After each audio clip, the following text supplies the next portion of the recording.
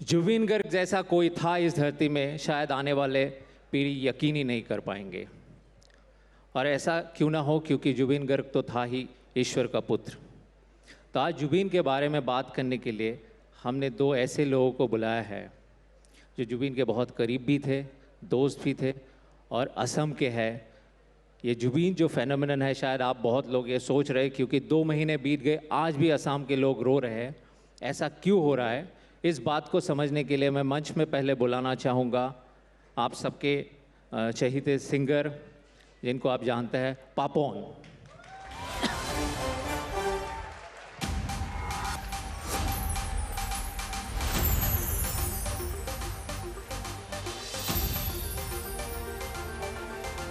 और असम से ही आई हुई है, जो जुबिन के साथ एक साथ आया करती थी। जुबिन उनको छोटी बहन मानती थी। जब जुबिन के बहन जोंकी की निधन हो गए, तब से जुबली बरुआ जुबिन के साथ गाना गाती थी। तो मैं मंच में आमंत्रण करूंगा जुबली बरुआ।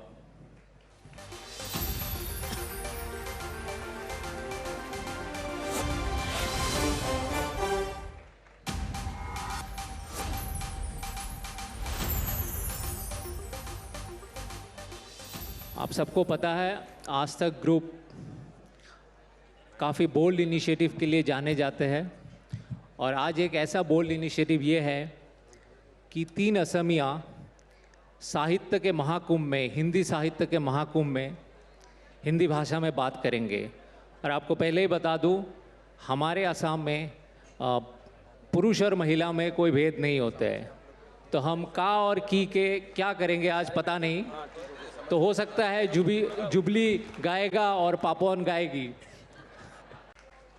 तो आप दोनों ही असम के सितारे हैं।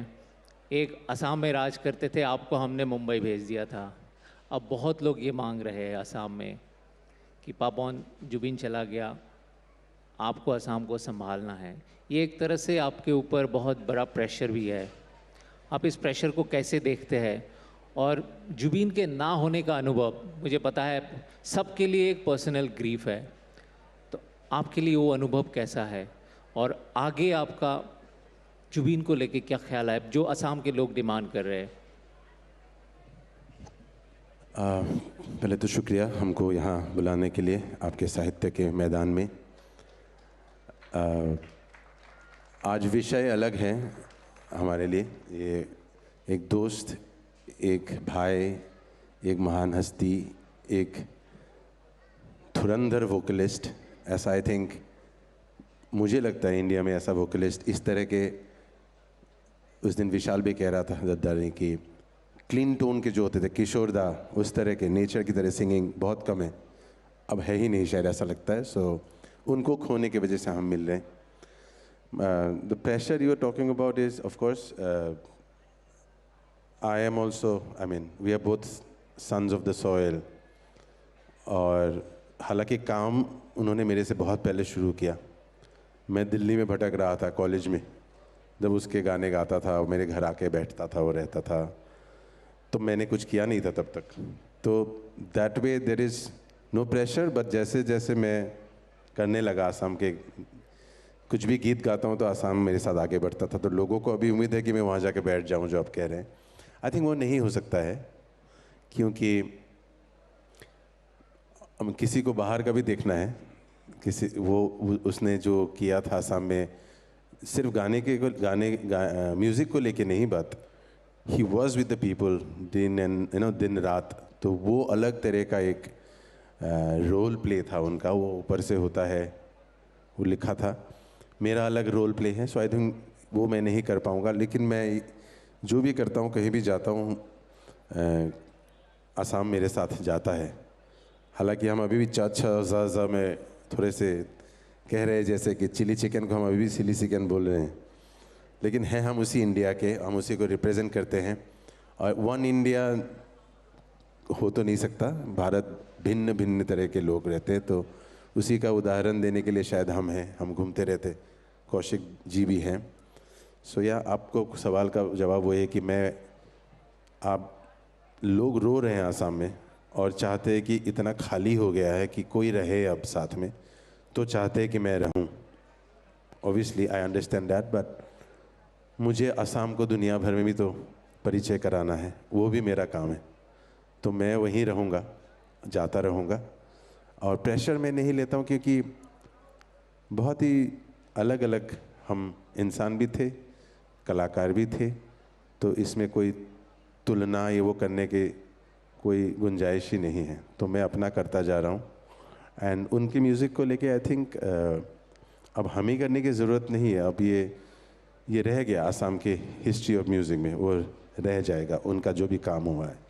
हम लोगों ने ऐसे ही बिताया उसके साथ टाइम, कभी सोचा ही नहीं कि इतना कुछ एक्सपेक्ट भी नहीं किया था कि ऐसे ख़त्म हो जाएगा ना।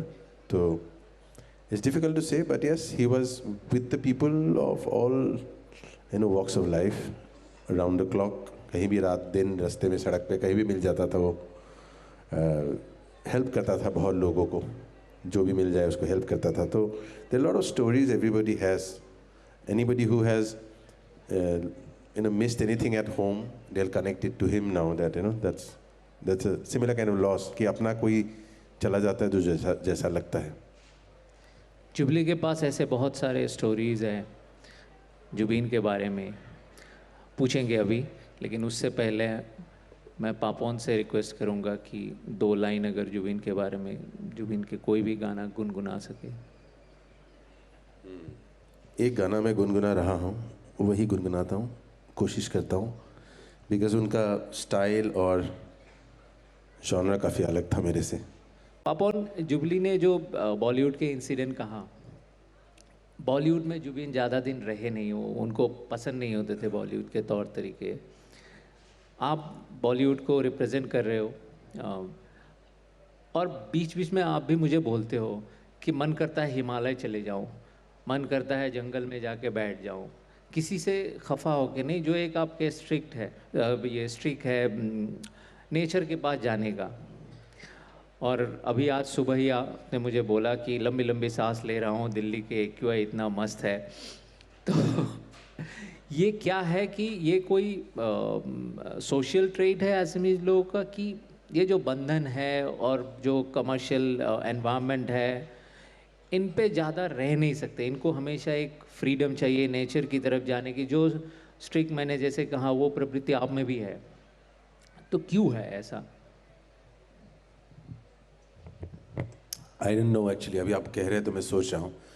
असम ऐसी एक जगह है, स्थित है, लोकेटेड है, जहाँ बहुत दूर है जाना। अभी तो फ्लाइट वगैरह हो गया है, हमने सुना है, मैं इतना पढ़ा लिखा नहीं हूँ, लेकिन जहाँ जहाँ तक सुना है कि मुग़ल भी नहीं पहुँच पाए थे। तो हम बहुत कोने में हैं। We never had to fight against anything. Like I feel for UP, Delhi, इतने सल्तनत यहाँ बदले हैं, लोग वो हो गए हैं, डिफेंसिव हो गए हैं चीज़ों के उससे। People are fighters, survivors. हमारे यहाँ ऐसा था ही नहीं, सबके घर में मच्छी है, सबके घर में राइस है, कुछ किसी चीज़ का फाइट और स्ट्रगल नहीं था। और हमेशा हम, that's why the trust factor was big in us, हम सब कुछ विश्वास कर लेते थे, बिकॉज ऐसा कोई आए नहीं जो आके हमें शोषण किया हम पे, हमारे ऊपर। आहूम आए थे, एसिमिलेट हो गए। तो ऐसा I think this is a deeper history why we are like into trees and nature and so much, कि यहाँ आके थोड़ा सा लॉस्ट हो जाते हैं। तो इसीलिए मैं भागता रहता हूँ जितना हो सके पेड़ पौधों की तरफ। इनफैक्ट दिल्ली में पढ़ा था मैं, अभी तो दिल्ली मैं खांसता रहूँगा, ये दिल्ली के लिए नहीं, मेरा वैसे तबीयत ख़राब है। तो अभी वो दिल्ली नहीं है, आई थिंक बहुतों को नहीं पता होगा, बहुतों को पता होगा। जैसे पहले अंधेरे या मोड़ जाओ अगर आप आईआईटी के थ्रू से, वो पतली गली से इतनी ठंड लग जाती थी, 10 डिग्री का डिफरेंस होता था। वहाँ आप करोल बाग से वहाँ धौला कुआं तक जो रिज रोड था, ऐसे मैं बाइक में ऐसे वहाँ पे अलग से एक एक्सरे प्लेट लगाना पड़ता था, प्लेट यहाँ पे, ऐसी ठंड होती थी। दिल्ली की ग्रीनरी उस हिसाब से जगह जगह, संजय वन में रातों बिताता था। पुलिस आके ऐसे कैसे बैठे हो, उठा देते थे। हम लोग यार ऐसे ही तो बैठते हम पेड़ के पास, हमें क्या पता नहीं बैठना मना है, गलत थोड़ी ना कर रहे हैं, खूब ज़्यादा से ज़्यादा कोई बियर पी रहा था।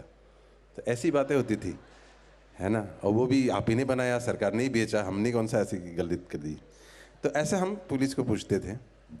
तो लेकिन कहना ये है कि पेड़ पौधों के पास जहाँ मिल जाए आपको एक आसामीज मिल ही जाएगा, वो पेड़ को पकड़ते हुए रोता हुआ हंसता हुआ। I am one of them. Thank you.